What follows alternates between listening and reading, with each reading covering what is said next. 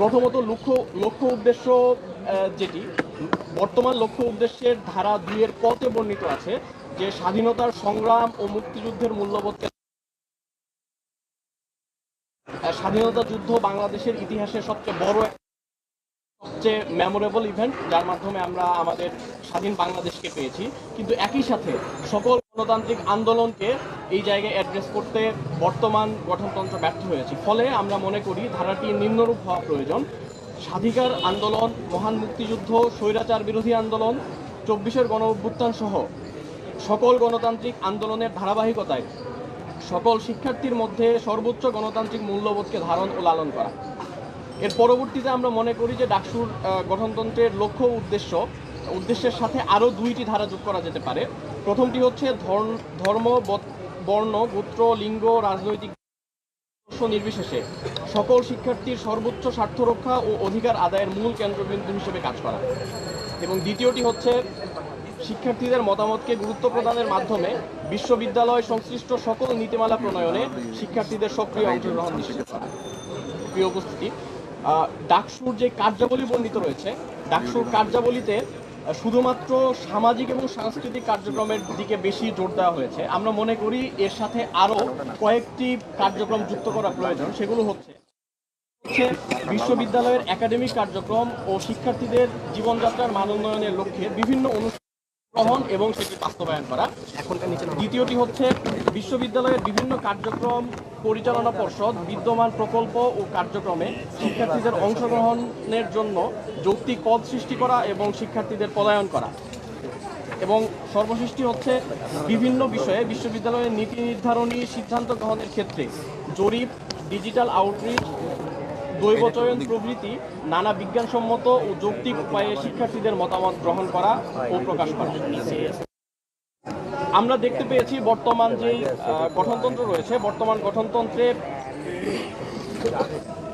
সভাপতির যেই স্বেচ্ছাচারী যেই ক্ষমতা অর্পণ করা আছে সেটি আমাদের স্বেচ্ছাচারী হয়ে উঠতে সাহায্য করে। ফলে আমরা মনে করি মাধ্যমে এই ক্ষমতাকে কমিয়ে আনা প্রয়োজন এবং কার্যনির্বাহী পরিষদকে শক্তিশালী করা প্রয়োজন। এক্ষেত্রে যেই বিষয়টি সমস্যাপূর্ণ মনে হয়েছে আমাদের, যে সভাপতি যে কোনো সময় সংসদের সার্বিক কমিটির সদস্যকে বরখাস্ত করতে বা নির্বাহী কমিটিকে সম্পূর্ণভাবে বাতিল করতে এবং পুনরায় নির্বাচন আহ্বান করতে বা সংসদ পরিচালনার ক্ষেত্রে যে কোনো পদক্ষেপ নিতে পারে। এক্ষেত্রে আমরা মনে করি যে এই একচ্ছত্র যে ক্ষমতা সভাপতিকে দেওয়া হয়েছে, এটি একজন সভাপতিকে স্বেচ্ছাচারী হয়ে উঠতে বাধ্য করবে। ফলে আমরা মনে করি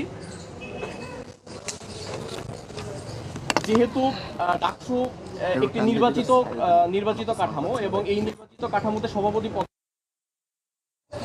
সভাপতির পদটি কোনো ধরনের নির্বাহী কার্যক্ষমতা থাকা উচিত নয় এবং এই পদটিকে সম্পূর্ণরূপে আলংকারিক পদ হিসেবে ঘোষণা করতে হবে এবং সভাপতির সমস্ত ক্ষমতা সীমিত করে সিদ্ধান্ত গ্রহণের ক্ষমতা নির্বাহী পরিষদের হাতে ন্যস্ত করতে হবে।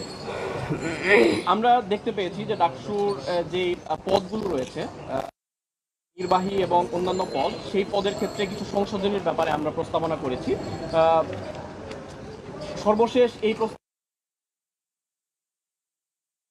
গঠনতন্ত্র সংস্কারের জায়গা থেকে আমরা মনে করি বিদ্যমান যে পদ এখন স্বাধীনতা সংগ্রাম ও মুক্তিযুদ্ধ বিষয়ক সম্পাদক, এক্ষেত্রে আমরা 2টি সমস্যা লক্ষ্য করেছি। ব্যক্তির ক্ষেত্রে যে জোর প্রদান, অর্থাৎ জাতির পিতা বঙ্গবন্ধু শেখ মুজিবুর রহমানের দর্শন ও আদর্শের প্রচার করা, এটি হচ্ছে ডাকসুর যে একজন সদস্য তার একজন কাজ হবে।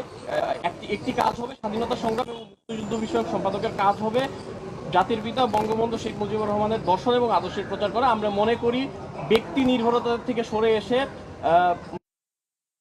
পরিবর্তন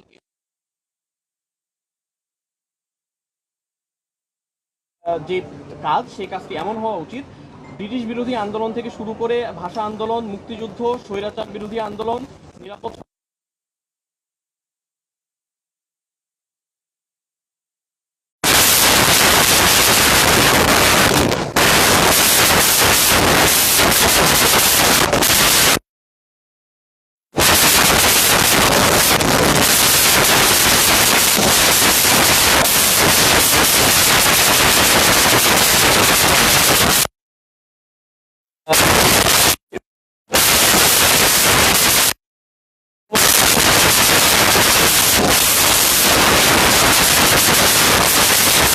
ক্যান্টিন বিষয়ক সম্পাদক, এই দুটি পদ সৃষ্টির মাধ্যমে এই বিষয়গুলোকে সুচারুভাবে বাস্তবায়ন করা সম্ভব।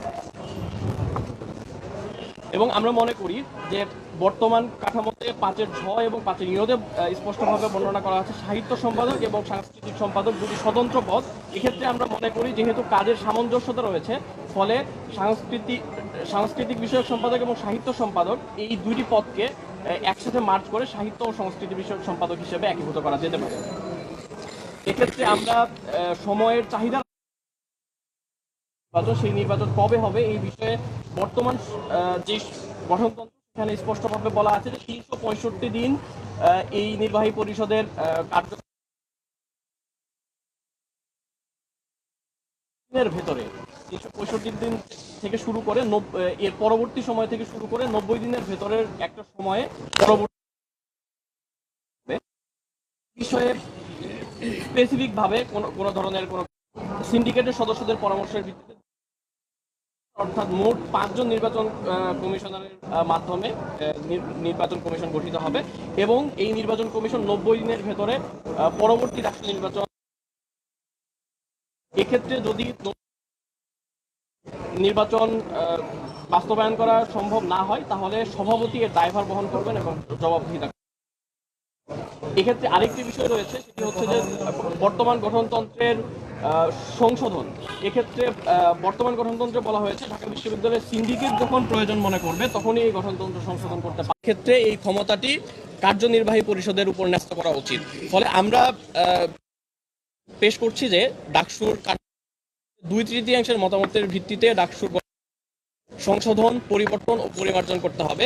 সিন্ডিকেটের অনুমোদন সাপেক্ষে সংশোধনী কার্যকর হবে, কোনো সভাপতির সিদ্ধান্ত অনুযায়ী আলোচিত হবে এবং সেটি চূড়ান্ত বলে গণ্য হবে। আমরা মনে করি যে এখানেও যে সভাপতিকে যেই ক্ষমতাটির অপব্যবহার হওয়ার সুযোগ আছে, সেক্ষেত্রে পরিষদ জরুরি সভায় যে সিদ্ধান্তগুলো গ্রহণ করবেন সেই সিদ্ধান্তগুলোই চূড়ান্ত বলে